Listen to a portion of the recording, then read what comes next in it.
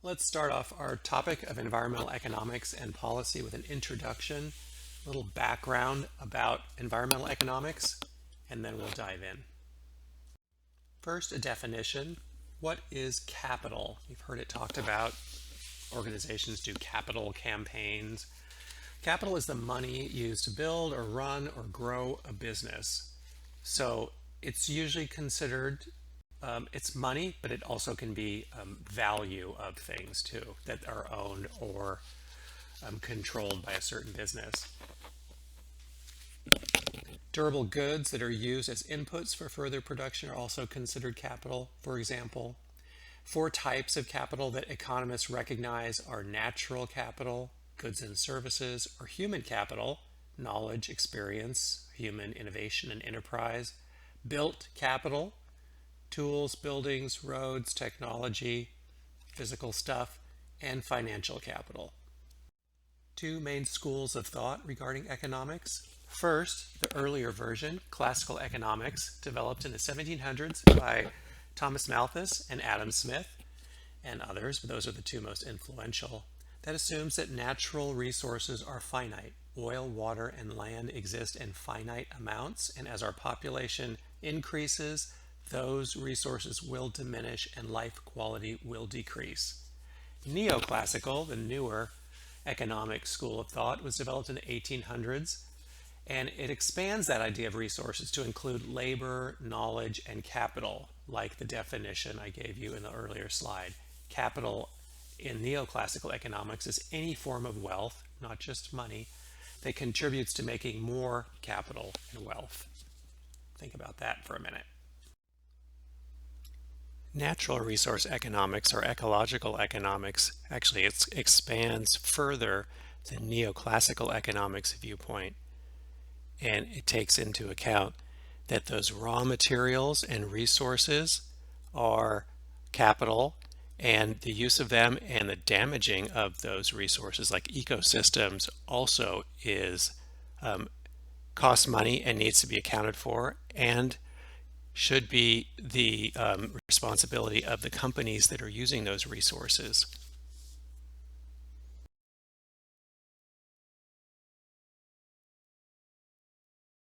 You can read through this slide here to see the definitions of throughput, GNP, and GDP, all important economic ideas and principles, and these come into play in ecological economics as well.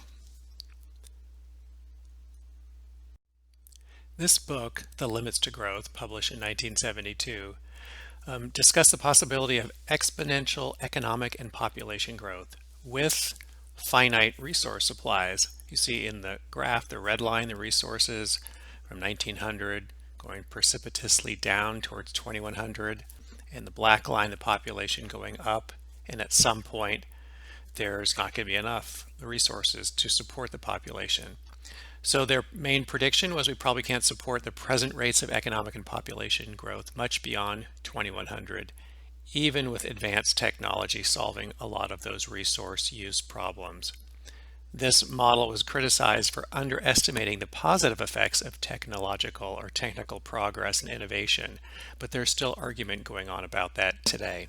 Can we use our technology to somehow overcome the food distribution and resource and energy needs, pollution problems with our growing population? The jury's still out on that. And remember the tragedy of the commons, when short-term self-interest leads to tragedy for all. When, like this, showing you a groundwater aquifer, different peoples far away using the same resource, drawing it down. Everyone's taking as much as they want for their individual needs, not thinking of everyone else, and it draws it down until there's nothing left. So we have to collaborate on communal resources is the takeaway here. We have to talk and communicate and plan as a community of people, not individuals or individual companies or countries, etc. These are two examples of community management of community resources, like wild rice harvesting in the Great Lakes area and local fisheries. All of them create rules and communication and management in a group sense, and those rules are enforced knowing the greater needs of that community and the limits of the resource, and how, in the case of, like, let's say fisheries or wild rice, how those resources regenerate themselves and replenish their reproductive cycles, and knowing when and what and how much to take of each of them and communicating about that is the way that these communal resources are not damaged and depleted. Three other examples of enacting conservation measures, which can be considered almost like working as a community when you have an environmental law and you enact it to conserve and restore. We've got the giant sea bass, humpback whale, and sea otter populations, which have all rebounded due to common property protections and management. Cost benefit analysis has been around for a long time in economics, but more recently, in the last couple decades, applied to natural resources and accounting the value of natural resources, putting a monetary value on nature or natural systems.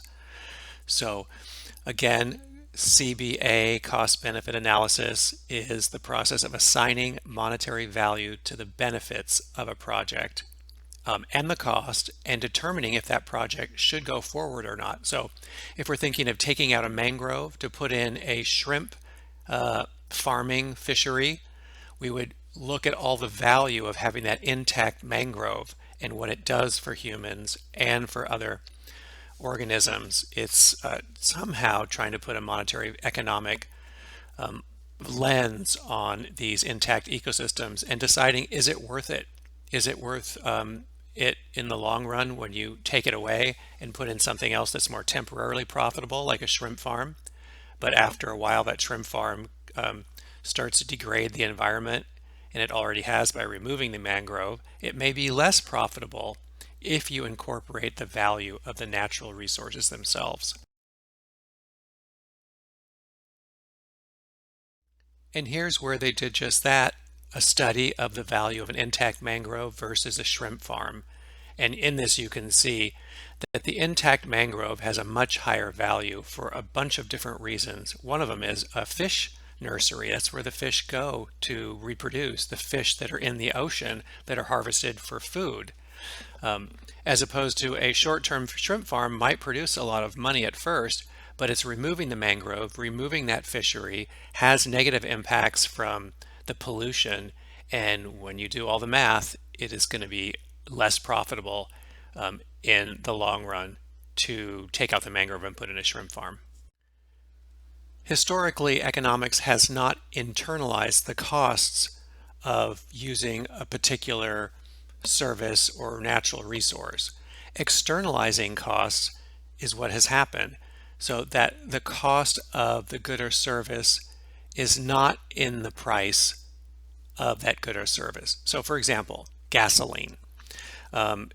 The costs of the pollution that comes from gasoline and the respiratory problems that come from smog, and the extraction process that causes environmental damage, that is not included in the cost of the gasoline. What has been included in when you go to buy a gallon of gas is the cost of extraction, the machinery, the labor, the transportation, and then profit. So that's what if the cost is to you, the consumer. If you included in that cost for every gallon a little bit more that covered the cost of cleanup of the smog and the CO2 that comes out of using that gasoline, and the soil pollution and the respiratory problems from people and animals that are exposed to the combusted gasoline, then the cost would be a lot higher.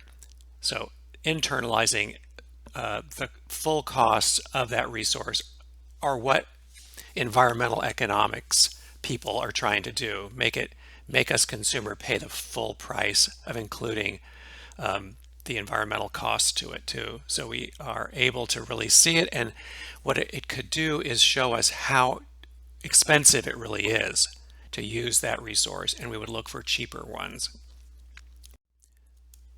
Internalizing costs is one way to make that resource use more sustainable.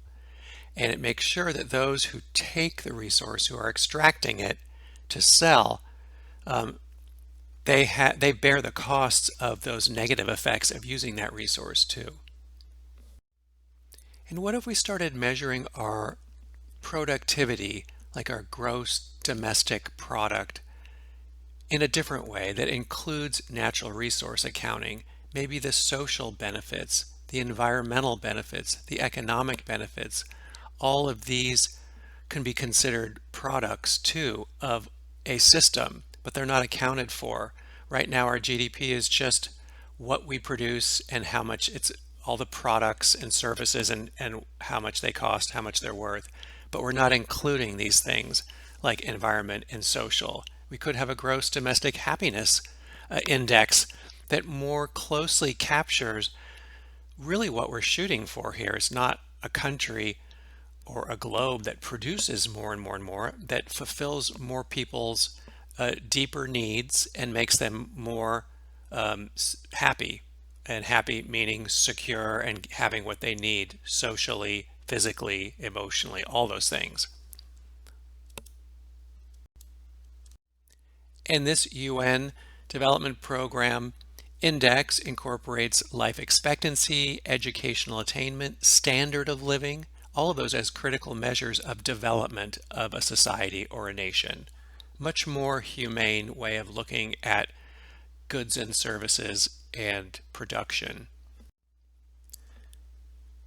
The World Bank, that was started in 1945 here in the United States to help fund reconstruction of Europe and Japan after World War II, started helping developing countries in the 50s, although it's been criticized widely for giving huge loans to corrupt governments to fund large projects like nuclear power plants and dams to make large, big companies and corrupt governments even wealthier. So it kind of helped the rich get richer, but there was a lot of collateral damage to the local people and the environment.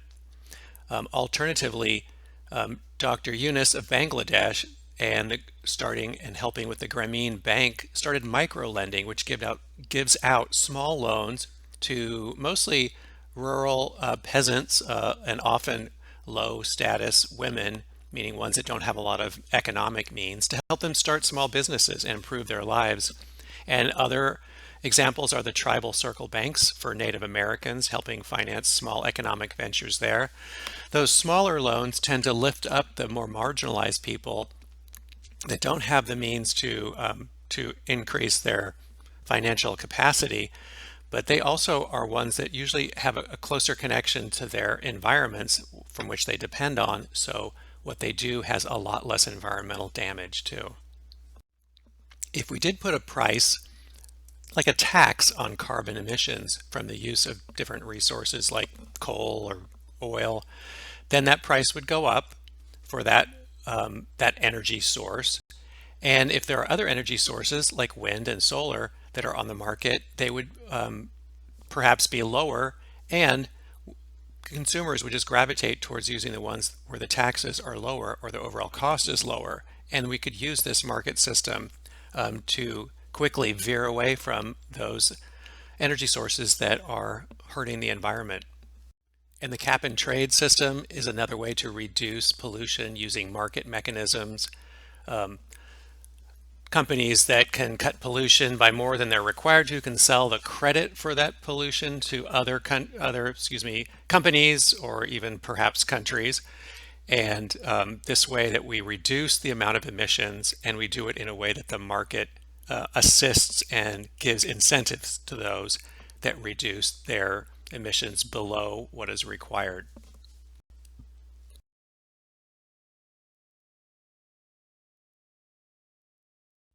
Now let's look at a number of environmental policies and laws that help us make decisions about how to use resources in a way that's sustainable, more so. For example, New York City has plans to divest from using all fossil fuels, and it's pledged a good amount of money to do this from the city, and the state is also pitching some money in. So this is a policy that is being implemented to help do their part in reducing emissions and pollution. and climate change. All 6 of these methods can be adopted by local municipalities, cities, states, counties, countries, and perhaps the world, but ways to more sustainably use our resources and protect the environments and ecosystems that we depend upon. And kind of like everything really in life, to get a little philosophical, these environmental policies and regulations are iterative, meaning we start out with, we make the first attempt and then we find out what isn't working with it and we tweak it and make it better and get feedback and keep making it better in these different phases. That's what all the amendments are to like the Clean Air Act has had numerous amendments on it at different times, making it more stringent at times, more creative, and sometimes more flexible with what's happening. Overall, it's becoming more widely accepted, as a lot of environmental laws are, and we get more and more environmental protection. They get stricter as time goes by, and as we see the environmental problems become more acute. The Paris Climate Agreement, or Paris Protocols, evolved from the Kyoto Protocols, another major meeting of large countries in the nation, and the restrictions that was decided upon that we should put on carbon emissions, or at least they were put forth as what was a good idea, not that everyone adopted them. And the Kyoto Protocol was based on another earlier gathering or convention in the next slide. And that was the Rio Earth Summit, 1992, brought together 179 countries to create the first global agreement about climate. So it's an evolving process and we're getting better at it. Hopefully we'll have more and more international collaboration, and that's what will be needed to address this tragedy of the atmospheric commons. These are all of the goals that are assumed to be part of sustainable development worldwide, put out by the UN, and all of these go into defining sustainable development. It's not just about resource use, it's also about social and cultural welfare as well.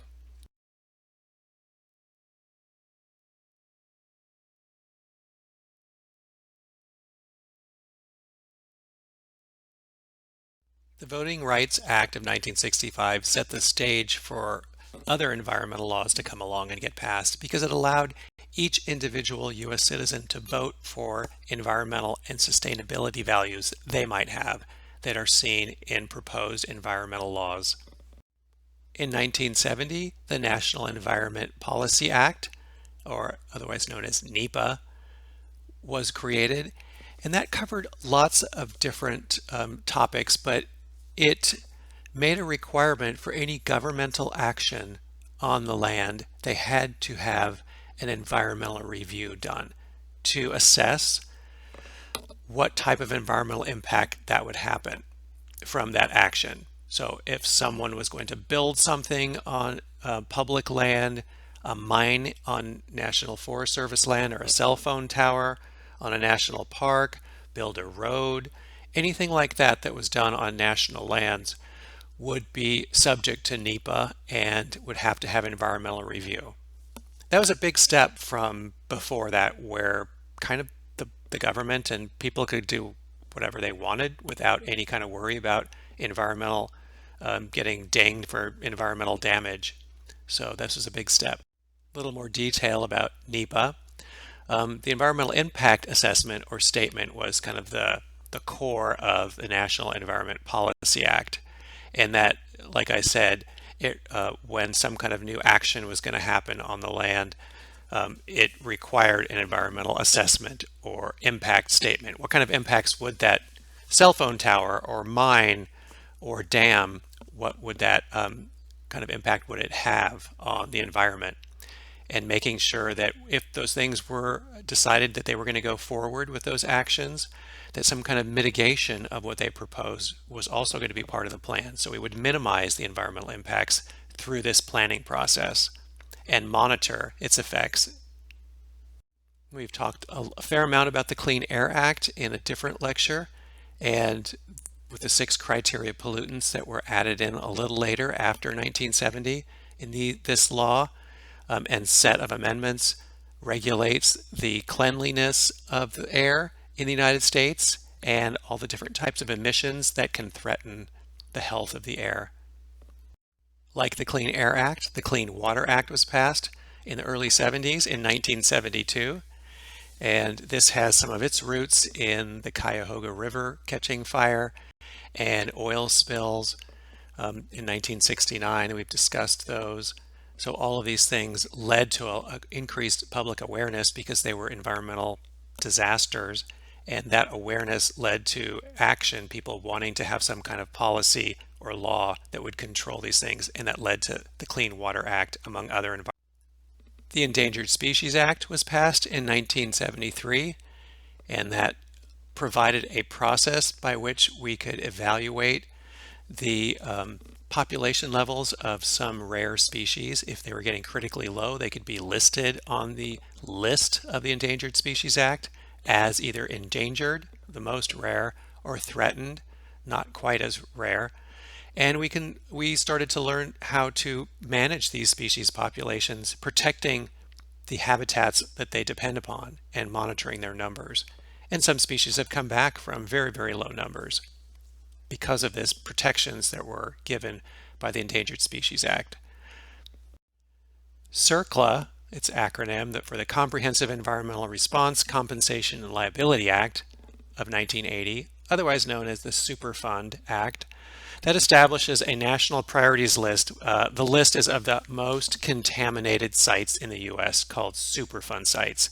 And this law creates this list so that federal funds can go towards cleaning up these most contaminated sites.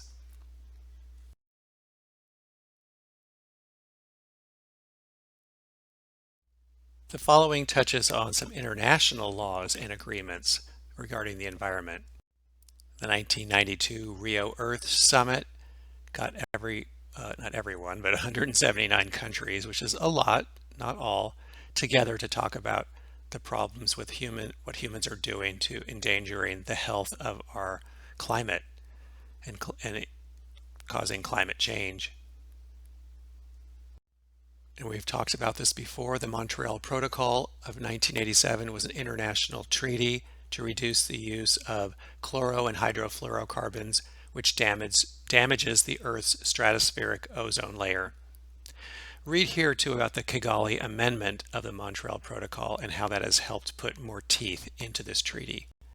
Another international treaty was the Basel Convention in 1992, an international treaty designed to reduce the movements of hazardous waste between nations, mostly from developed nations to less developed nations. The developed nations like to give their garbage and waste to other countries and pay them to do so. And this created some standards and policies so those that are receiving the toxic wastes aren't going to have irreparable damage to their environment too. So using environmentally sound management practices in these transfers.